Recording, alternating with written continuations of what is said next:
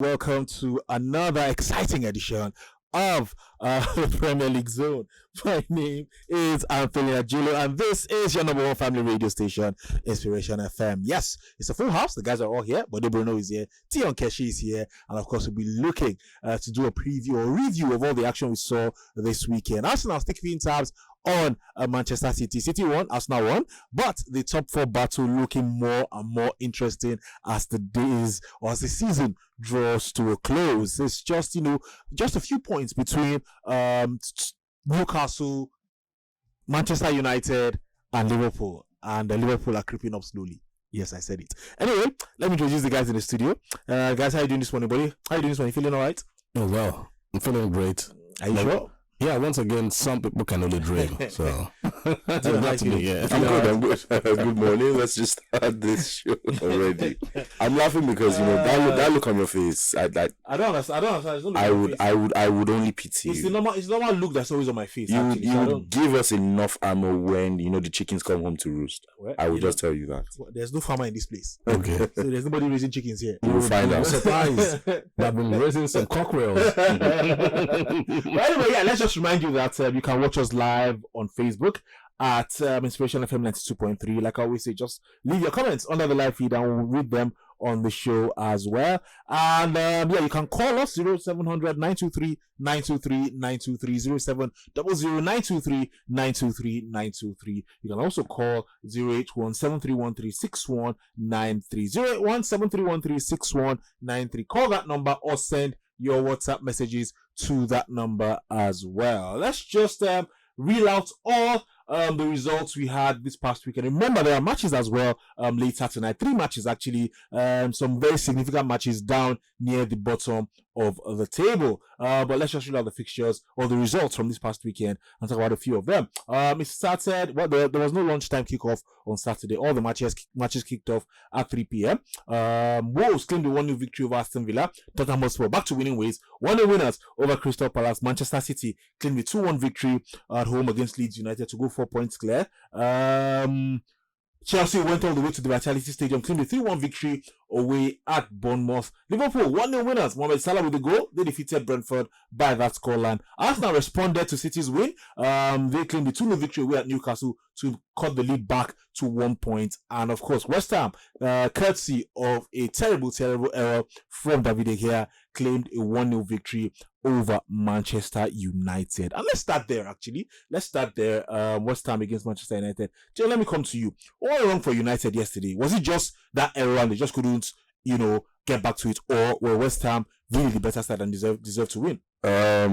Well, I know I say this a lot, but it's just like, I don't know, both ways. It goes both ways because, yes, West Ham, they had their own court advantage.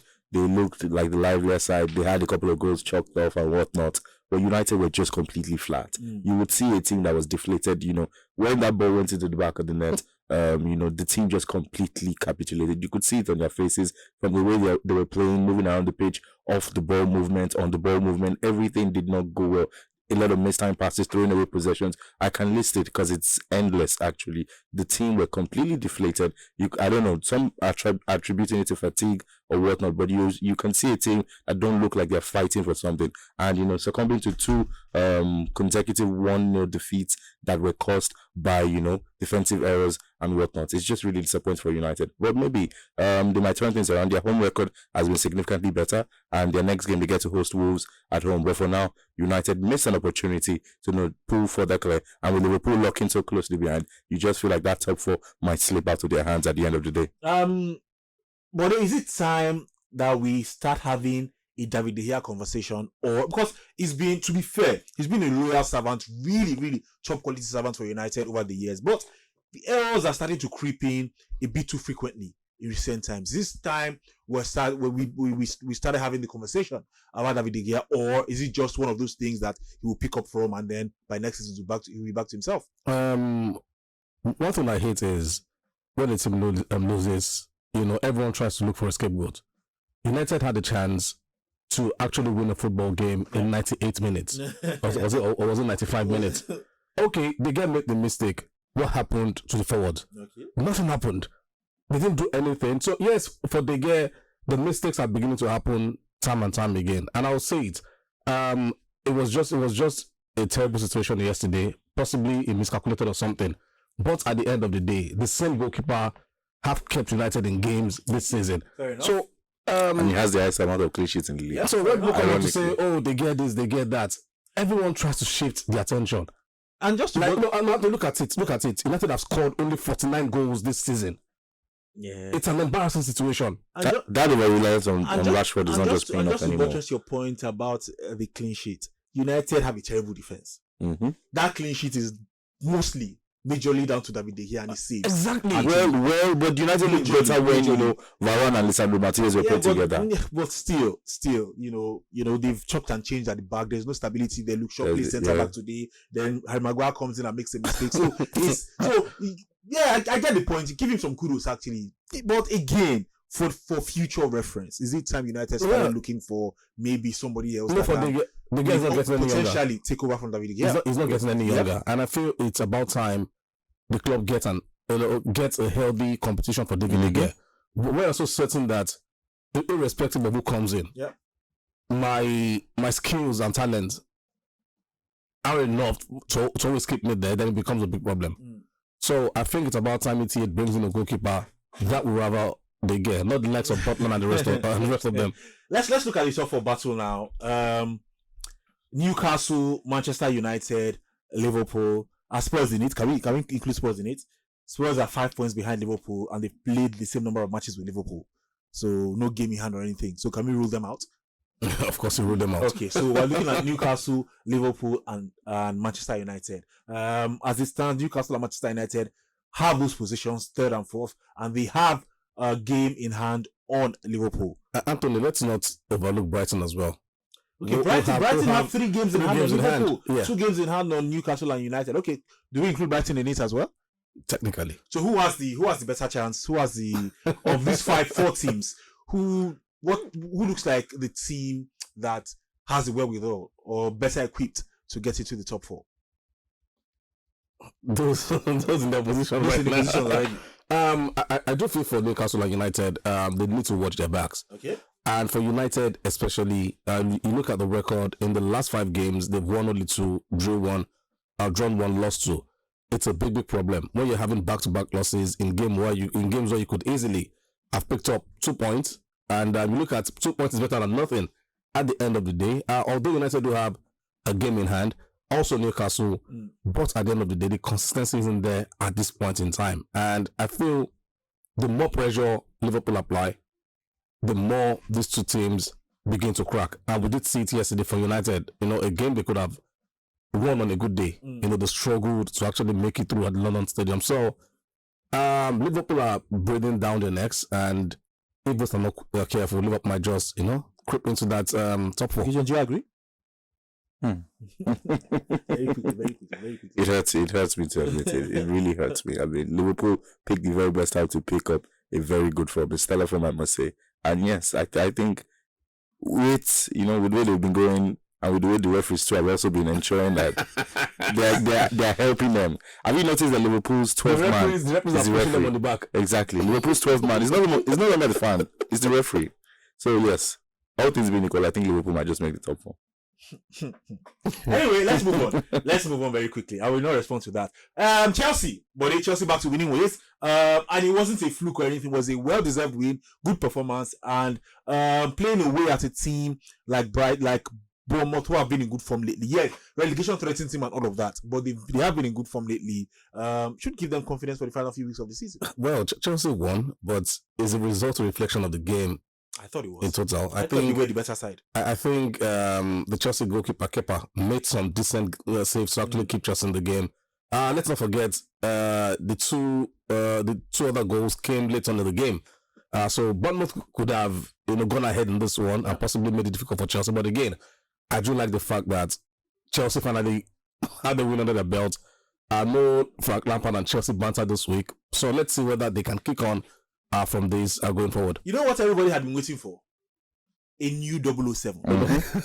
But apparently Jadon Sancho will not relinquish that title. Never ever. He's the only person. Yeah, it's the only person. No goal, no assist after 7 matches. They were thinking Lampard would do it. No win, no draw after 7 matches. He managed to do it on the final day. They were looking at Cody Gakpo as well. Cody Gakpo scored on the 7th game as well. So Jadon Sancho will embrace that. Are you gonna tell us that is a club for the week? No, I will not say anything. I will not say anything. We shall all be here when the time comes. Well, anyway, let's go to Dion. Before we go to today's action, let's look at the title race. Okay. Man City won, Arsenal won, and again it's going down to the wire. If Arsenal had lost, City could have won the title this weekend. Interesting. Yes. If Arsenal had lost to Newcastle, City could have won the title this weekend, provided City would win and Arsenal would lose again. But again, so we're going down to the wire. Still advantage City. Of course. But I still think Arsenal can win this. Arsenal will not win it. I still think Arsenal can Anyway, let's go to today's action. Matches today. It starts at 3. It's a bank holiday in England, actually. So, you don't have to wait till night to watch the match. It starts at 3. There's Fulham taking on Leicester City. Then at 5:30, there's Brighton taking on Everton. And then at 8 p.m, Nottingham Forest will take on Southampton. Let's go to that one. That's the relegation battle that is significant. In the near the bottom end of the table. Nottingham Forest just outside the bottom 3. Southampton bottom of the table. We keep saying they're doomed. But mathematically, actually Nottingham Forest are in the bottom 3 actually. Mathematically, Southampton are not done yet. They could go on a run and do it. How do you see this one going later tonight, buddy? Like we always talk about relegation 6 pointers. For Nottingham Forest, the good thing for them is they're playing at home, and once they have the fans behind them, they seem to play very, very well. Yeah. And for a Southampton side, that seems to have the endeavour, the vigour, what have you, but still, results haven't just been fair to them. Yes, they played some really good football, but defensively still found wanting. And for that reason, I do feel Nottingham Forest do have the team to actually get through Southampton. For that reason, I'll be leaning towards them. I think they have their survival in their hands. Yeah, they do. When you look at Southampton, I think a lot of these players are deflated. Yes, they will try and push and do everything possible, but at this point in time, Nottingham Forest at home, I do feel they can get the job done against Southampton. Dion, Brighton, Everton. It doesn't get easier for Everton. I think Everton. How do you see this one going? The last relegation threatened team that went to the 𝐼𝐍𝐒 Arena chop 6. There's nobody chop in that place. That's what you call on the street child fool. But I mean, well, let's get serious. Everton like to play a significantly more defensive game, but you feel like with the kind of form Brighton are enjoying right now, the kind of ambitions they're also nesting with the fact that they want to get into Europe, regardless of whatever tier is going to be next season. I think this is shaping up to be another Brighton win, a good one at home, because look at Mitoma, McAllister, the names are endless, and also they're the youngsters, Bonanote, and Ciso and whatnot too, and we've seen them be able to play more positions than one. So I think Everton are going to be in for a tough time. If that scoreline is more than 3, I might not be too surprised. All right, Anthony, wouldn't it be crazy if Brighton that celebrated a United win like they've actually won the EPL, and you have Everton come over and come get a shock result? It can happen. That's the beauty of the Premier League. I'm just saying that it's going to be crazy. That's the beauty of the Premier League. It just all but puts a dent in their push for the top 4 this season. But again, I think for Sean Dyche, he wants to do everything possible to ensure that his team doesn't go down this evening. All right, Fulham Leicester, buddy. I've not been too particularly impressed with Fulham. But Fulham, since they lost Alexander Mitrovic, they've been struggling. The goals have dried up. We should be back for a while. Era is enjoyed. Yeah. So I think it's a sort of game where Leicester will just spring up. Those surprise results, they always serve us from time to time. I think Leicester are good enough to get a result in London. I mean, it sets up nicely for them. Fulham have all the problems, and for a team that is battling relegation, you need results like this. Yeah, and it sets up nicely for them. Fulham are safe already, so they can't be bothered. Exactly. We'll see what happens. That game comes about 3 p.m. Nigerian time, so look out for that one. Did you enjoy this video? Hit the subscribe button for more. Leave a comment and like. Thank you.